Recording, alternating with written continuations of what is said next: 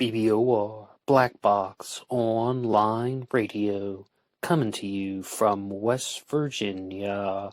BlackBoxNed88 on Instagram for the bonus podcast. And just a quick reminder, every Monday is Zodiac Mondays. Wednesday is an Ask Me Anything. That's an AMA, so please drop your questions below for things that you would like discussed here on the show. And Friday is an Anything Goes. Any subject is fair game, mostly talking about true crime, serial killers, the Zodiac Killer, but any subject is welcome. All right, so please share some ideas in the comment section about what you would like to hear about on this channel, and let's get started. And hello everybody. Normally I begin these things by saying Monday, Wednesday, Friday, or something like that, but this is a different type of episode. I just wanted to touch base with all of you and see how is everybody doing. I haven't gone anywhere. I've just been over on a different channel called AstroPsych 400, doing a series of 12 videos about the 12 Zodiac signs, and that's, hence the name, it's all about astrology, talking about personality traits and so on. I'm not the biggest believer in that stuff. And I think if you're a skeptic or someone who is a little bit curious but not the biggest believer, you might find the channel a little bit more entertaining. Anyway, I will include a link to that here one more time, AstroPsych 400, hosted by me, Ned from West Virginia. But I also wanted to get back in touch with you guys and just do this as sort of a Zodiac episode, as well as the AMA, as well as the True Crime Talk Radio, and the Anything Goes subject. First, I would like to give a shout-out to Playtime, who sent me a copy of the book Bond of Secrecy, My Life with CIA Spy and Watergate Conspirator E. Howard Hunt, and this book is written by St. John Hunt with a foreword by Jesse Ventura. I look forward to reading this one and doing that for an Anything Goes segment. Much appreciated.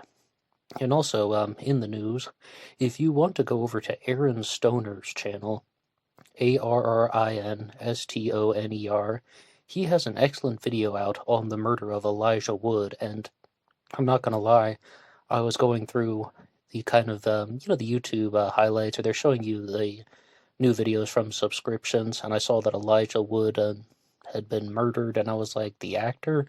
What? But then, no, absolutely different guy. It's a different Elijah Wood, but Aaron has a very good video out on the murder of Elijah Wood. Aaron Stoner is the guy that I talked about when he did the composite sketches of the Missy Beaver suspect.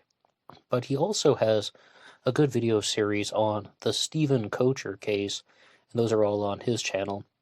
When I first heard the name Stephen Kocher and looked at the photos that Aaron had posted, it didn't ring any bells. I didn't recognize him until I started watching that video series on Aaron's channel. Then I was like, oh yes, it was bringing back some very old memories. But I first heard about Stephen Kocher on some of those countdown sites like Dark 5 and not All Time 10s. What was that other big one, Listverse, where they would do things like top 5 true crime mysteries that are involving surveillance footage.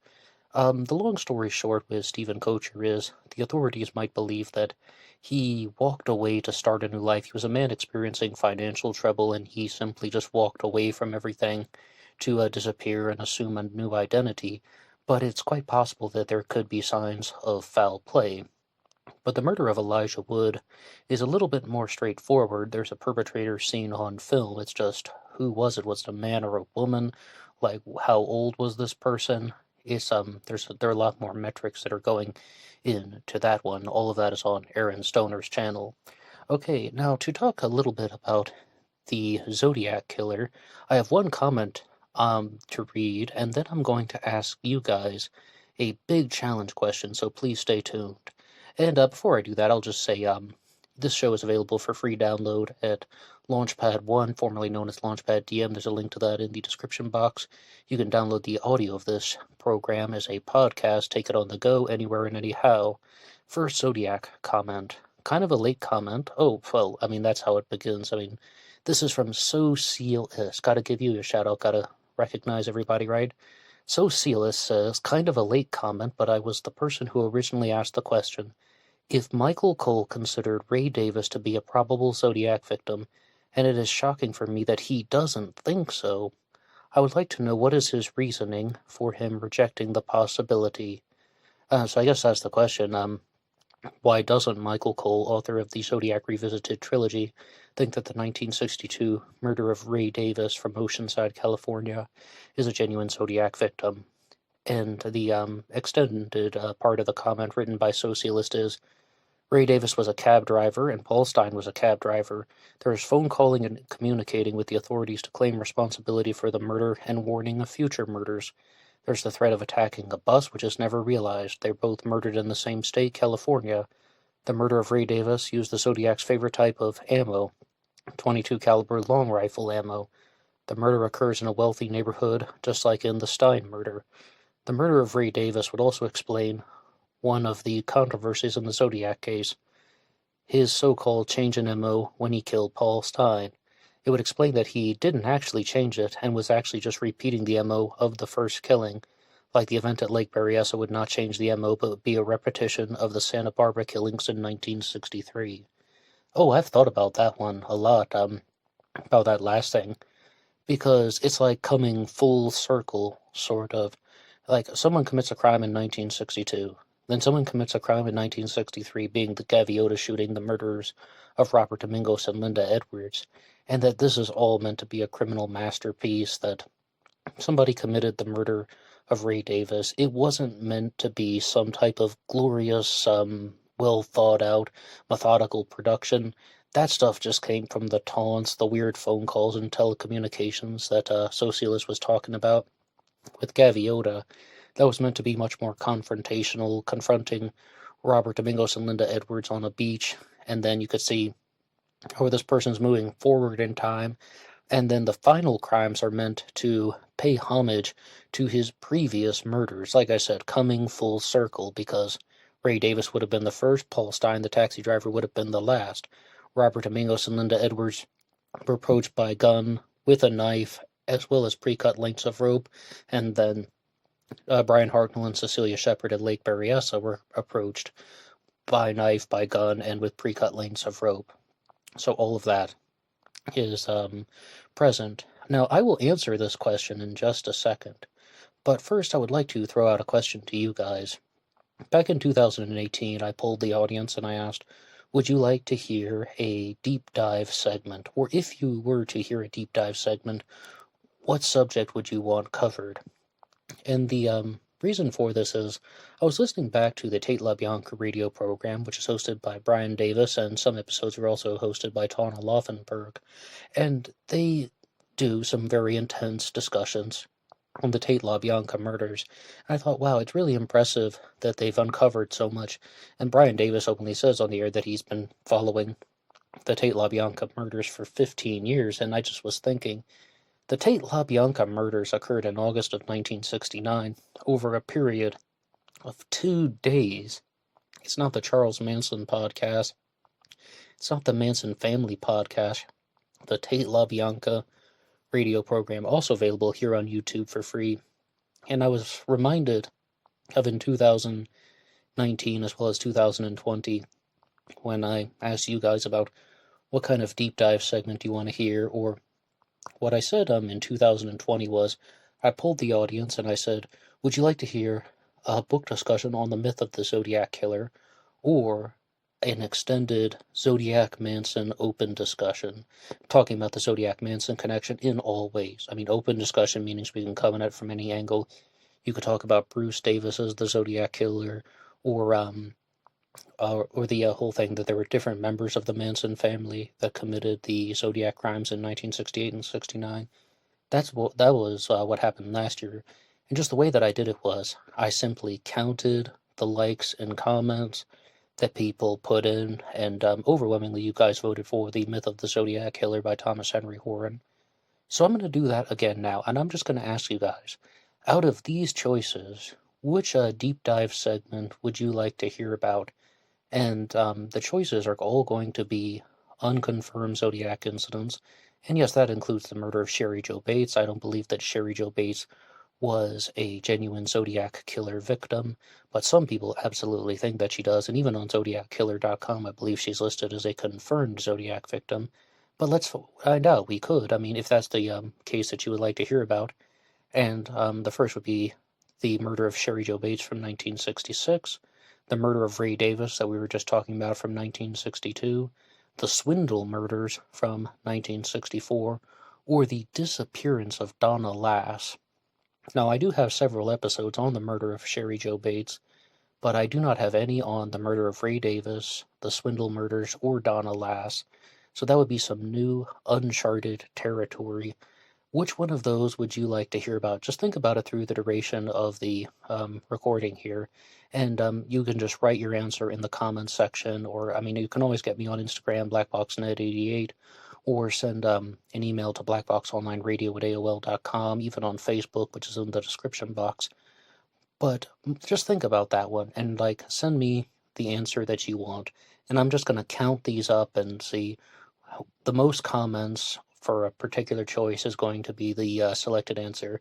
And what I mean by a deep dive segment is, over a period of a few months, I will do one episode a week devoted to this, trying to learn some new type of info and new type of material about this murder case or disappearance case.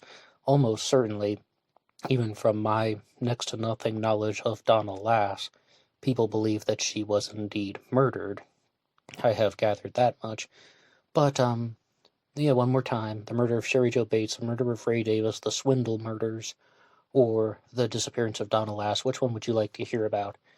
Now, to respond to this question, why doesn't Michael Cole think that the Zodiac killer murdered Ray Davis in 1962 when he believes that a host of other crimes that were committed by the Zodiac killer are, well, just that, genuine Zodiac activity?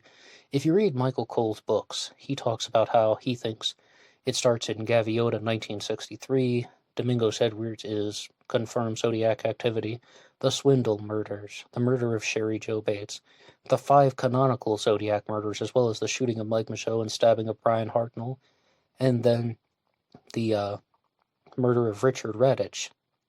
So many crimes are attributed to the Zodiac killer, but why not the 1962 murder of Ray Davis? And I asked Michael Cole that very question when I was talking to him, and he simply said that he believes the Zodiac killer started out by targeting heterosexual couples. He had some type of animosity toward them. Maybe he is mad at the men for getting the experiences that he wants, and mad at the women for choosing to be with other men than him. So there's definitely animosity toward women, first and foremost, and the men are just getting them out of the way so he can have access to women. But that's mostly it. Animosity toward heterosexual couples. And you heard that description that Socialist wrote out. Ray Davis was a taxi driver. There was just a man present. No heterosexual couple.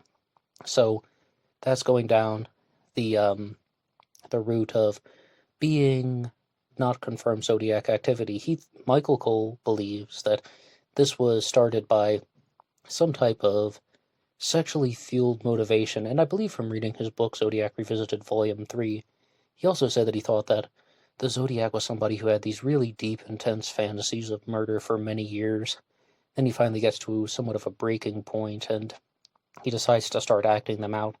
But acting out what fantasies? Revenge against heterosexual couples, and, I mean, he has that big list. I was quite surprised of all the unconfirmed incidents that he attributes to the Zodiac killer. But yes, indeed, Michael Cole does not believe the Zodiac murdered Ray Davis in 1962. Going on to our next comment, we have one that comes from David Lopez, who says, I didn't find any pictures of Vernon Smith, but I found photos of his 2 sons, Eugene and Norman, who passed away this year. Anyway, Eugene said that his father was not the kind of person who would trust someone without knowing so. I wonder if Sandy was telling the truth about being from the Bay Area, or if he was lying and he knew the victim. This, of course, came in on the episode Zodiac, Sandy and the Murder of Vernon Smith. Vernon Smith was murdered in 1963, just prior to the Domingos Edwards murders, and this is one of the more annoying murder mysteries out there because we know what happened, we know who was involved, we know who committed the crime, but we don't know his real name and we don't know his whereabouts. That's why the murder of Vernon Smith is so frustrating. Vernon Smith was murdered in the early AM hours on June 3rd, 1963, by some guy named Sandy. That's all we know about him. Now, some people think that he went to purchase a .22 caliber rifle using $20 that he had from robbing Vernon Smith. He was actually with two accomplices at the time, J.C. Reed Jr. and James Coleman. They stole $360 off of Vernon Smith after they stabbed him to death. Sandy doing the stabbing, that is. Vernon Smith was leaning over to fill a gas can. The guy said they needed some gas, and they knocked on his trailer. And then he's like, yeah, all right, it's after midnight, but sure. And then Sandy stabbed him in a moment of homicidal rage. So they stole $360 from him. They lied to Sandy and said it was only $60. So they gave Sandy $20, and then he was never seen from again. J.C. Reed Jr. and James Coleman went on to be charged with second-degree murder because, well, just that they were active participants in the robbery that boiled over into the murder. Now, is this something that... this is some very important stuff here. If his sons, the children of Vernon Smith, think that he would not have interacted with people so casually after midnight if he didn't know them prior, or if he didn't know Sandy prior. Were they targeting him because Sandy had some prior connection, and that Sandy is a complete fibber about his identity? But I don't know. That's some very good food for thought.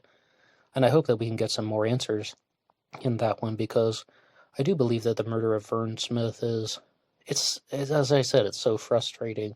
Somebody once wrote that in the comment section about the murder of Paul Stein, talking about how it's such a mind fudge the more that you think about it. And that was the term that was used, mind fudge. Like, you know how Chris Angel used to have that show Mind Freak? I simply thought it was about blowing your mind, but then when I was listening to him on the Pendulette radio show once, he simply said, it's supposed to be mind fuck, but I call it mind freak. Well, mind fudge is a little bit better. And it's just that. The murder of Paul Stein that occurred on October 11th of 1969 is also a very frustrating crime, and this ties into the comment that was left by Socialist when saying that people just don't understand why the Zodiac killer deviated from his pattern of targeting couples at lovers' lanes to murdering a taxi driver in Presidio Heights, San Francisco. But Michael Cole does explore some of that in the Zodiac Revisited books, and I have to say, I'm not 100% sure that I agree with him, but only because I don't know. I don't know who the Zodiac killer was, and I don't know how all the crimes were committed. So I can't, certify and say, yes, absolutely, this is the answer. But what he said was, the Zodiac evaded capture by changing his MO, by deviating from the pattern. All right, everybody's looking at lovers' lanes now. I'm going to murder a taxi driver in downtown San Francisco. And even back in 1966, they were already trying to establish links between the Gaviota shooting and the Swindle murders, which happened down in San Diego. So the Zodiac is he's on the lookout. I don't accept that any of the I don't accept any of the unconfirmed incidents. Anything outside of the canonical crimes, I'm just simply not convinced that those are Zodiac activities. But, this is something that we could explore in the deep dive segment. So one more time, which one would you like to hear about? Boy, that could have just been it. In 1968 and 69, someone is trying to commit a series of murders. Alright. People are looking at lovers' lanes now. The Zodiac is going to target lovers' lanes, right? Wrong. He did the old deception trick and went to do something completely unexpected. That's how he avoided being caught. And Zodiac, Z-A-Y-D-I-A-C, Zodiac has something to say about the suspect Lawrence Kane. I saw your take on Lawrence Kane being too short to be the Zodiac. You claimed him being 5'7", but he was 5'8.5" during the 1940s. During the late 60s, Kane was claiming to be 5'10". Perhaps he could have lied an extra inch, but he would still be 5'9". with his Arab look, he doesn't look super Arab during the late 1960s and early 70s. I do believe that Lawrence Kane can definitely be the Zodiac killer. Yeah, I think maybe he did write down on some forms that he was 5'10". People sometimes simply do not tell the truth about their height, though. Now, when you look at a photo of Lawrence Kane, I often put up his mugshot.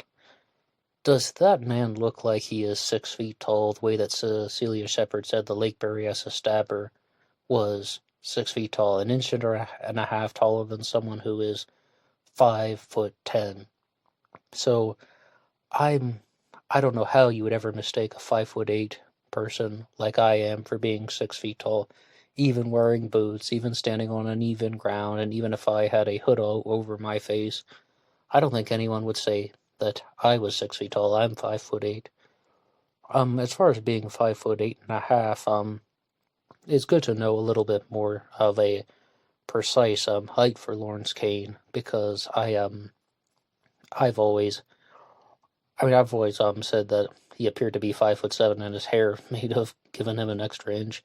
And Lawrence Kane is a suspect that at first I thought he had a very strong connection to the personality, the knowledge, the mental faculties to be the Zodiac killer. I absolutely thought he did not look like any of the physical descriptions, with the exception of that other composite from Lake Berryessa, the one where it's the man with dark hair. Obviously, Lawrence Kane has jet black hair no matter what. And then he is someone who didn't have any of that blonde hair, the reddish-brown curls that they talk about in the other physical descriptions. I mean, the one where the guy who has the dark hair is the early composite from Lake Berryessa of some suspicious man who has been seen walking around. That guy, that is the one that most looks like Lawrence Kane. Obviously, I don't think Lawrence Kane was the Zodiac killer, but, I mean, I do appreciate being corrected on that one there. Thank you. And going on to the next question here, this is from E. Garza, who says, don't you think the Zodiac had to have lived blocks from where Paul Stine picked up or dropped off the Zodiac? Talking about the Presidio Heights neighborhood of San Francisco. Lawrence Klein, born April 29th, 1924, a.k.a. K.K. Barton King Klyman Kane, lived at 217 Eddy Street in San Francisco. He lived in Oakland, 1964 to 69.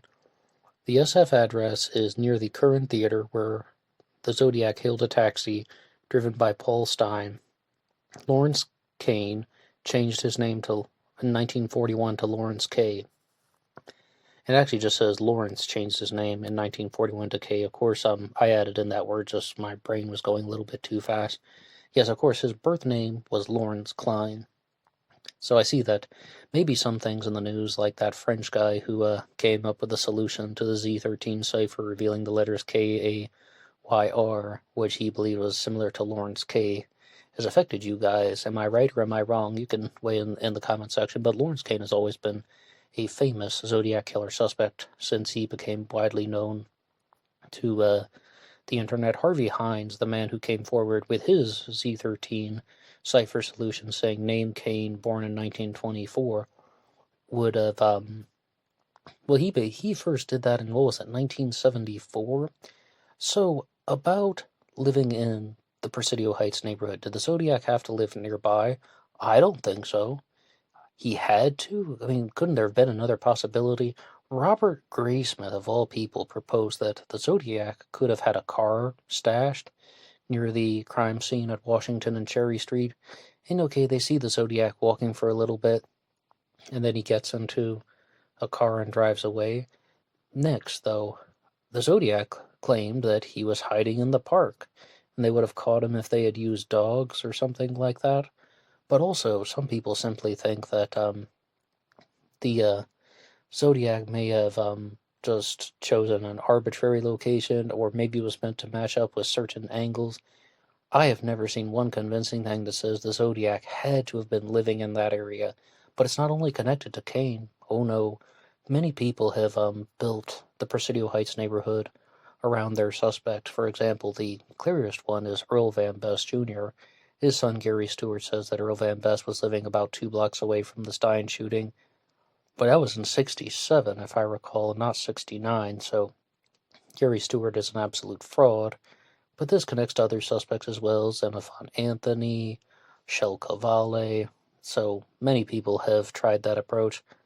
I'm not 100% convinced because there could be other reasons why Presidio Heights was chosen as a crime scene. Now, somebody has a comment here that I would like to read, and that is the one that Mr. Barlow sent in about the Zodiac's height and weight. Mr. Barlow says, I'm 5'11" and 225 pounds. I used to weigh 180, and I didn't look fat when I was 180. I looked like I was in good shape, which means I don't take much stock in the height-weight descriptions of the Zodiac. Well, the problem is, though, it's very difficult to take any eyewitness sightings with 100% face value. Excuse the lousy expression. But I think it's just that, though. It's really difficult to judge someone's height and weight, as well as even their hair color, when you're not trying to pay attention to those particular details, or you don't know that you're supposed to be remembering this. You're caught up in the heat of the moment. Brian Hartnell and Cecilia Shepard are held up at gunpoint. They should be like, now let's pay attention. How tall is this man who's pointing a gun at me? No way. People don't think like that. People don't function like that. Or they might catch that someone has glasses on, sure. They might catch what color one piece of clothing was. But I've told the story many times about watching an episode of Real Coffee with Scott Adams, and I have a big Zodiac Killer connection to his show in just a second. But he even told the story about how he was working as a cashier once, as a teenager, and the place got robbed. Or, sorry, I believe he was a teller, and the place got robbed, and he said, that he was given this witness description of what the killer was wearing, a green hat and a blue shirt and a black bandana over his face. I forget the specifics, but then when they actually showed him the surveillance footage, hey, wait a second, this guy's wearing a black hat, he has an orange bandana over his face, and a yellow shirt even, let's just say that.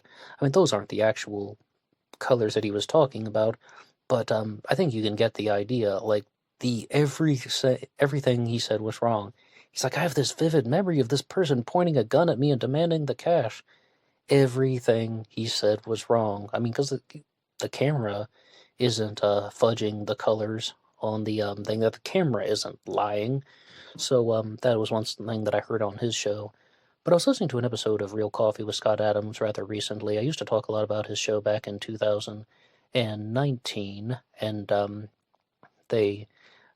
I finally found something, though, that could be connected to the Zodiac Killer.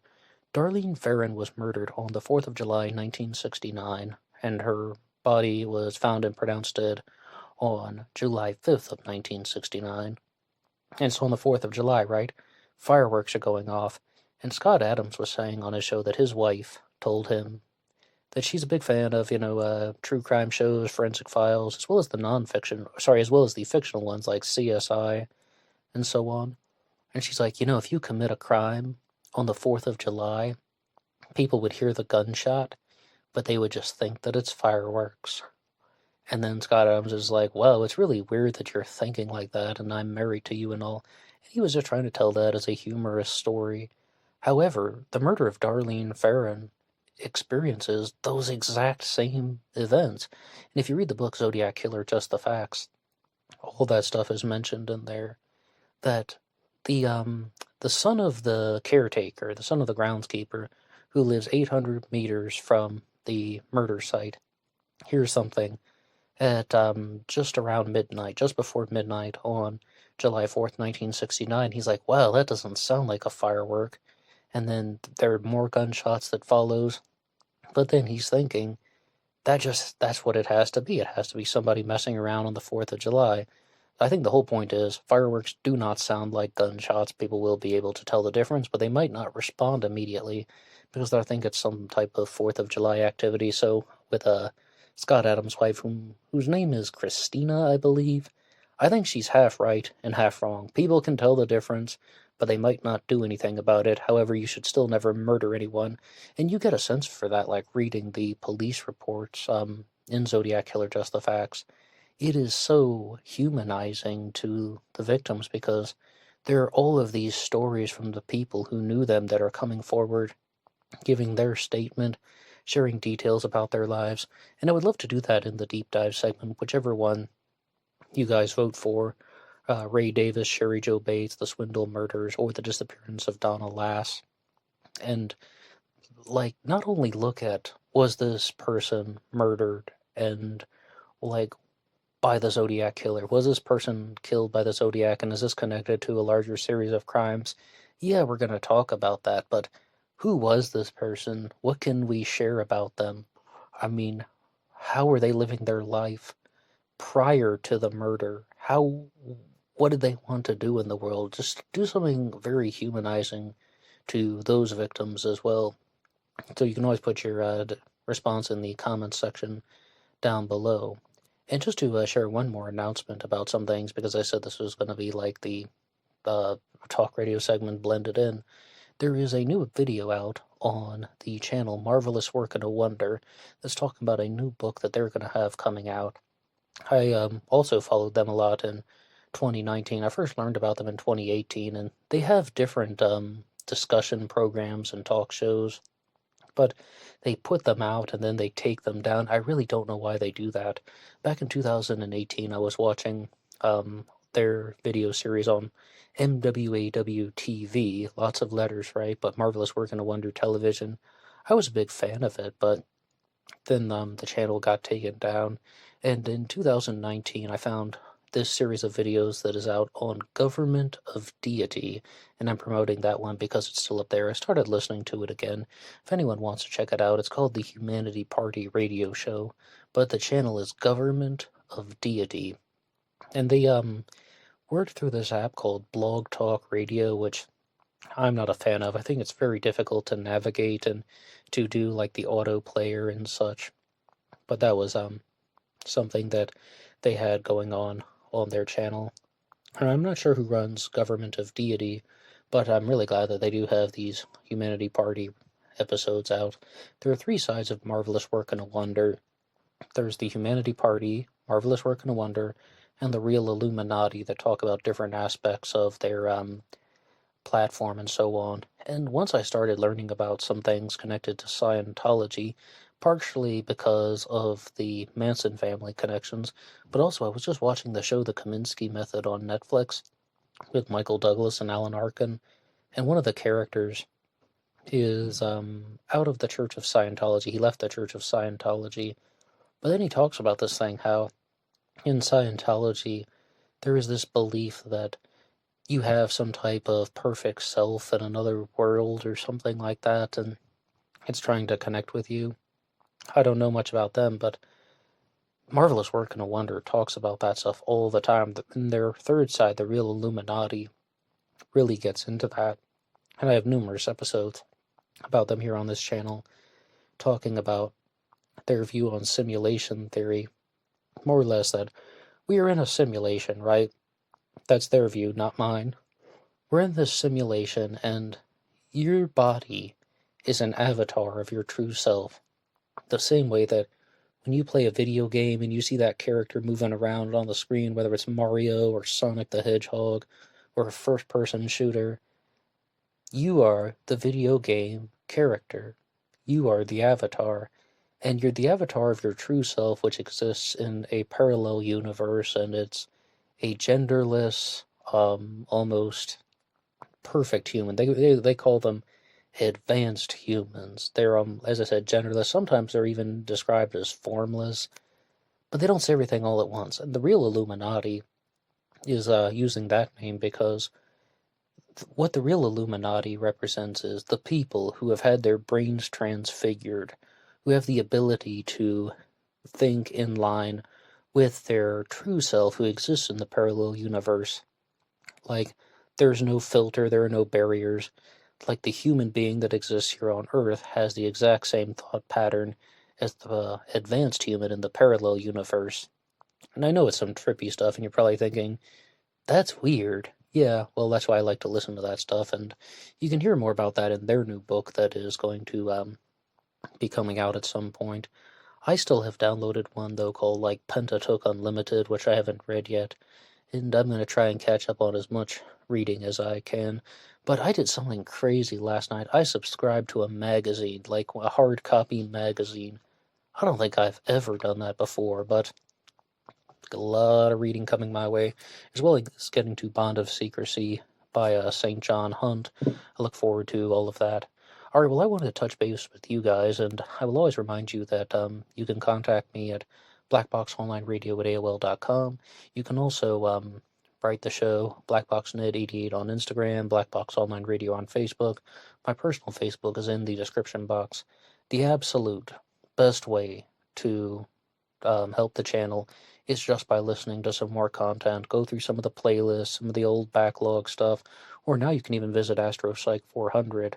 I mean, it's going to be a series of 12 videos talking about the star signs, and I've done 3 of them so far. There's a link posted here. You can have a look at that, but you can also visit the Teespring page for Black Box Online Radio. Remember, being weird is not a crime, and check out some of the shirts that are available, almost all sizes and colors listed. But just have a listen to some of the other content. Like, maybe you're curious about some of these things, even if it's the simulation theory episodes from 2019. I mentioned Scott Adams, though. I do have one episode on him, like devoted to him specifically, and that is called What is Loser Think? It was a direct response to his book, Loser Think, and talking about my reading list.